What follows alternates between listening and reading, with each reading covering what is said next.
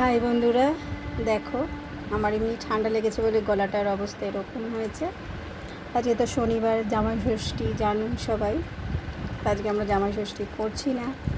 আজকে দেখো রান্না করেছি পটল দিয়ে, আলু দিয়ে, কাঁঠালের দানা দিয়ে একটা তরকারি। দেখো আমড়ার টক, কাঁচা পাঁপড় ভাজা, মুগের ডাল, ভাত, শসা, আর এই যে আমি যেটা বলেছিলাম পটলের টক।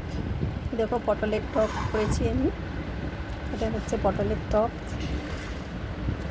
একটু মাখিয়ে খেয়ে দেখবো ভাত দিয়ে কেমন লাগছে খেতে। বাহ, পটলের রেসিপিটা খুব সুন্দর হয়েছে। পটলের টকটা তোমরা যদি কেউ এরকমভাবে বানিয়ে খেতে চাও তা খেতে পারো, খুব সুন্দর হয়েছে রেসিপিটা। নিরামিষের দিনকে তো ভালোই লাগবে খেতে, আর খুব ভালোও লাগছে খেতে।